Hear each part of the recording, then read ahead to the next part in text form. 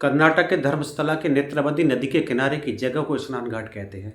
धर्मस्थला में 19 सालों के दौरान सैकड़ों लाशों को अपने हाथों से दफनाने का दावा करने वाले सफाई कर्मचारी ने मामले की जांच कर रही एसआईटी के सामने सोमवार को जिन 15 जगहों की पहचान की थी, उनमें पहली जगह मंगलवार को खुदाई का काम शुरू हुआ। नमस्कार, आप देख रहे हैं समर इंडिया और मैं हूं आपके साथ अमन सिद्धू। कर्नाटक के धर्मस्थला में एसआईटी ने 15 में से 4 जगहों को खुदाई का काम शुरू कर लिया, लेकिन वहां से अभी तक कोई लाश नहीं मिली। जिस वक्त खुदाई की जा रही थी, उस वक्त वो पूर्व सफाई कर्मचारी भी मौजूद था, जिसका यह दावा था कि साल 1995 से लेकर 2014 तक उसने खुद अपने हाथों से वहां सैकड़ों लाशें दफनाई थी। उसके इसी दावे से एसआईटी ने 15 जगहों को खुदाई के लिए चुना था। और हालांकि सफाई कर्मचारी के वकील का दावा है कि एक जगह खुदाई में लाल रंग का फटा हुआ ब्लाउज, एटीएम कार्ड और एक पैन कार्ड भी मिला है। मंगलवार दोपहर ठीक 12 बजे एसआईटी अफसर, forensic team, scene of crime officers यानी एसओसीओ और मजदूरों के साथ इस जगह पहली खुदाई का काम शुरू करते हैं। और खुदाई वाली जगह पर नाकाम में छुपा गवाह यानी कि सफाई कर्मचारी वकीलों के साथ वहीं पर मौजूद रहता है। पहले 2 घंटे तक मजदूरों ने अपने हाथ लाए औजारों से खुदाई शुरू की। इन 2 घंटों के दौरान 3 फीट गहरा गड्ढा खोदा गया और जैसे जैसे गड्ढा गहरा होता जा रहा था, मौके पर मौजूद हर शख्स की धड़कनें बढ़ती जा रही थी। पर 2 घंटे की खुदाई के बाद अचानक मजदूरों का रुकना पड़ा। वजह यह थी कि सिर्फ 3 फीट गहरा गड्ढा होते ही जमीन के अंदर से पानी ऊपर निकलने लगा। शायद इसी वजह से जिस जगह ये खुदाई हो रही थी, वो जगह नेत्रावती नदी से बिल्कुल 10 मीटर की दूरी पर थी और ज़मीन के नीचे से यानी कि पानी आने से अब नेचुरली खुदाई मुश्किल हो गई थी। मौके पर खुद डीआईजी एमएन अनुच्छेद मौजूद थे और उन्हीं की अगुवाई में खुदाई का काम शुरू हुआ था। जमीन से पानी आने के बाद मौके पर की हालात का जायजा लिया गया और फिर तय किया कि आगे की खुदाई के लिए अर्थ मूवर की मदद ली जाएगी। और अर्थ मूवर पहले से वहां पर मौजूद था और कुछ ही देर बाद अर्थ मूवर की मदद से फिर से खुदाई का काम शुरू होता है। एक तो जमीन से पानी निकल आया ऊपर से, और ऊपर से रुक रुक के बारिश ने काम को मुश्किल कर दिया था। और लेकिन फिर भी खुदाई जारी थी। इसी बीच में बाकायदा सफाई कर्मचारी से पूछा जा रहा था कि और कितना गहरा गड्ढा खोदना है। उसके कहने पर और गहराई तक गड्ढा खोदने का काम चलता रहा और सफाई कर्मचारी की बताई पहली जगह पर करीब 15 फीट गहरा गड्ढा खुद चुका था, लेकिन अब तक भी कुछ हाथ नहीं लगा था। और अब शाम के 6 बज चुके थे, मौसम भी खराब और अंधेरा भी होने लगा। इसके बाद फिर से सफाई कर्मचारी से पूछा गया कि क्या इससे भी गहरा गड्ढे में लाशें दफनाई थी।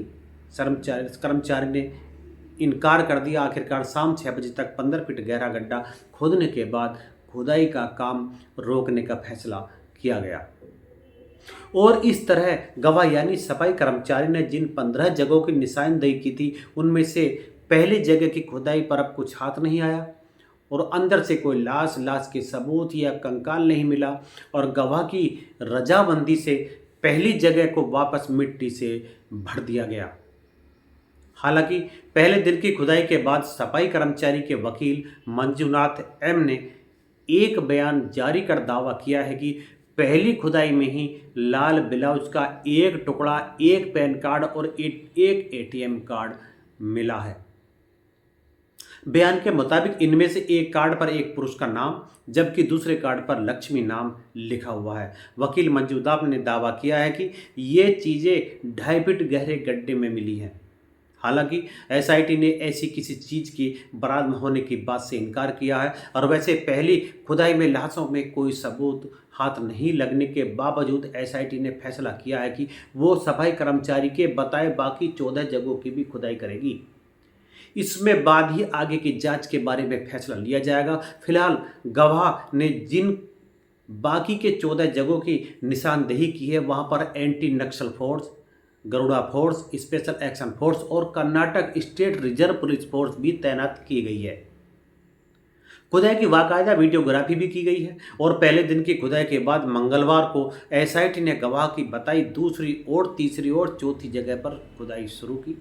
ये तीनों जगह भी नेत्रावती नदी के किनारे है और पहले मजदूरों और फिर मशीन ने इन तीनों जगह की 10 फीट से ज़्यादा खुदाई की गई, लेकिन इन तीनों जगह से कोई भी लाश या कंकाल बरामद नहीं हुई है।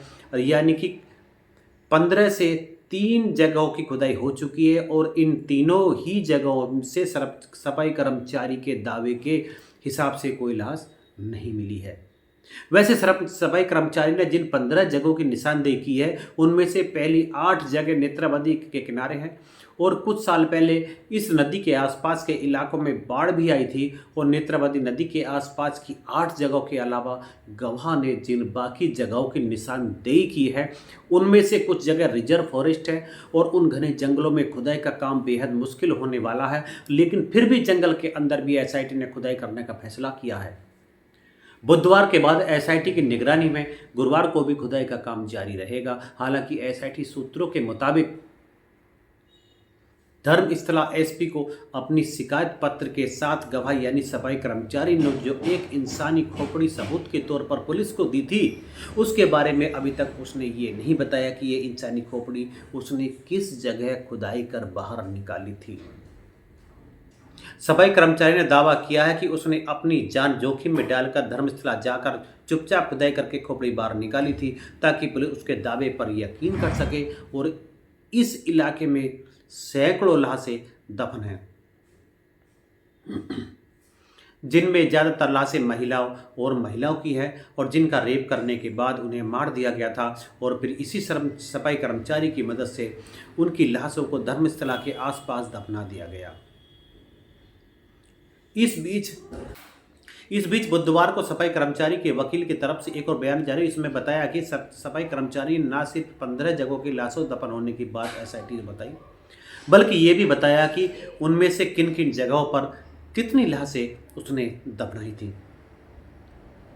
बयान के मुताबिक साइट नंबर 1 पर कुल 2 लाशें दफनाई गई थी, साइट नंबर 2 पर 2 लाशें, साइट नंबर 3 पर 2 लाशें, जबकि साइट नंबर 4 और 5 पर 6 लाशें, साइट नंबर 6 पर 7 और 8 लाशें, 8 पर 8 लाशें, साइट नंबर 9 पर 6 से 7 लाशें, साइट नंबर 10 पर 3 लाशें, साइट नंबर 11 पर 9 लाशें, साइट नंबर 12 पर 4 या 5 लाशें और जबकि साइट नंबर 13 पर सबसे ज़्यादा लाशें दफनाई गई हैं।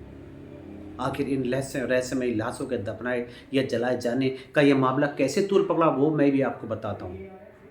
दक्षिण कन्नड़ डिस्ट्रिक्ट में मौजूद है बेलथागड़ीकोट, जहां शुक्रवार यानी 11 जुलाई को एक अजीब मंजर देखने को मिलता है।